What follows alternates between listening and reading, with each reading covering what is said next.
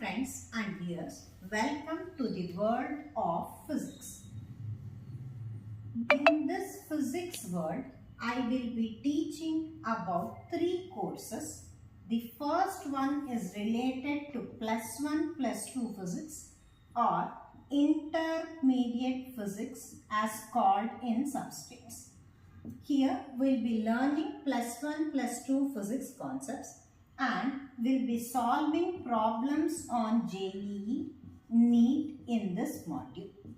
The second course is related to BSc 3-year physics, wherein we will be learning the BSc physics concepts thoroughly, and the concepts we have learnt, we will learn how to solve the basic problems in this course. Now, we will be going to the third course, which is post-BSc, that is post-BSc entrance examinations.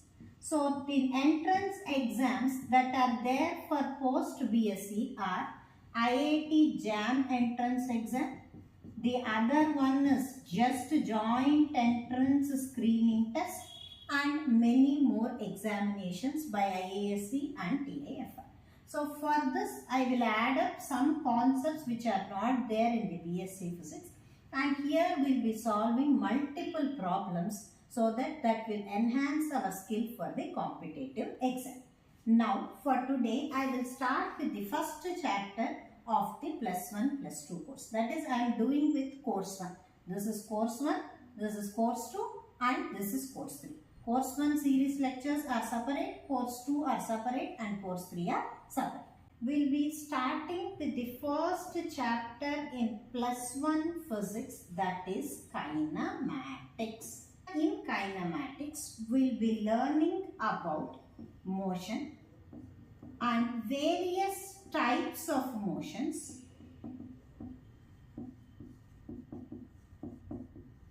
Here we introduce with various types of motion, and after knowing about various types of motion, we will be learning about what is a uniformly accelerated motion and how to solve problems on this. Here we have the word kinematics. The kinema word is derived from cinema, which is a Greek word which means motion. Now the question that is very important here is, what is motion? How do we define motion? And the other word is, how do we define motion? And the other one is how to define rest. Okay, so 2 words will be defining here. The first one is rest. The second one is motion. So here we need to keep 2 parameters in mind. Whenever we want to define rest or motion, we need to talk about, one is time, the other one is frame of reference. How can you use these terms to specify or define rest and motion? In order to define rest, we use the word time and frame of reference. Also to define motion, we use the word time and frame of reference. I am repeating this again and again, it's important. Okay, so how to define rest? The rest is nothing but if an object's position does not change with time and frame of reference, then the object is said to be at rest. If object's position does not change with respect to time and frame of reference, then the object is said to be at rest. Suppose I am standing here for about 1 hour and you are sitting on the other side for about 1 hour.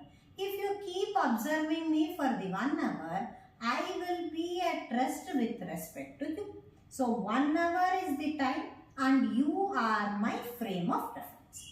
In case of motion, the object's position changes with time and frame of reference. changes with the time and frame of reference. Suppose you are sitting and observing me. You are at rest. You are the frame of reference according. But I am moving from here to here. After some time I come back, I stand here. So with the time, what is that I am changing? Initially I was at this position. After some time I went to other position, and after some time I came back this. So with respect to you, I am moving, hence I am said to be in motion. Here the very important thing is, you cannot say something to be always at rest and something to be at always at motion. Rest and motion are relative terms. What do I mean by the word relative terms? Okay, rest and motion are relative terms. What do I mean by the word relative terms? Let us see here. Suppose I am standing on a railway platform and my friend is sitting inside the train which is not moving, which is on the station platform. According to me, my friend is at rest. Now the train starts moving. Now what do I say? According to me, my friend will be at motion. So I am the frame of reference and my friend is the observer or the person who I am seeing.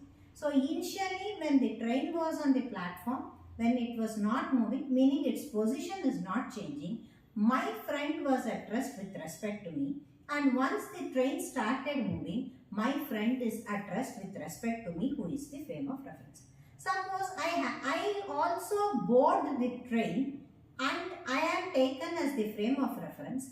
When the train is on the platform, then according to me, the train and the friend, both of them are at rest. Once the train starts moving, both me and my friend, both of us are at train. So I am sitting in the train, he is also sitting in the train. According to me, his position is not changing. I cannot observe about the train's motion then. So according to me, his position is not changing. So again he is at rest even though the train is moving. Meaning the frame of reference I am taking is changing. With respect to the frame of reference only, we can speak about rest and motion. How do we define rest? Rest is defined as the object's position does not change with the time and frame of reference. Motion is defined as the change in position of the object with respect to time and frame of reference. What you call, you cannot specify that a body is at rest and you cannot specify it is in motion. It depends on the frame of reference that you are taking. Same body according to one frame will be at rest. According to another frame, the same body can be at motion. Now, we will be talking about motion in more detail in this case. When you observe nature, you observe few kinds of motion. Kinds means whenever you see the motions, you can categorize them. Like I am walking on the road, now I am walking from here to here. This is one kind of motion. You can see somebody moving in a cycle. He will be making rounds using cycle. That is also motion. His position is also changing. My position has also changed. Some body spins like a top. There also the position is changing. Or if you bang the bell, the rod inside the bell also moves from one point to another point. All these three are motions. Whether I am walking, whether a train is moving, a car is moving, a bus is moving, it is motion. Whether somebody is making rounds in cycles, whether somebody is rotating a wheel, whatever is thing there, that is also a motion. Whenever the bell is oscillating, or when a cradle is moving up and down, or when a swing is moving up and down, that is also a motion. So we divide motion into three categories based on our observation. The first one, walking and all those car moving examples, they come under the category of straight line motion. The second one, the cycle, the wheel and all these cases, they come in the case of rotational motion. Or even you can call it as circular motion. And the third category that you can get is the oscillation of a spin, cradle, etc. This comes under the case of what is called vibrational motion. So we have three kinds of motion according to the observations in nature. The first one is straight line motion, second one is rotational, third one is vibrational motion. So we'll try to conclude today's class. What are the terms that we have learnt in today's class? What is rest?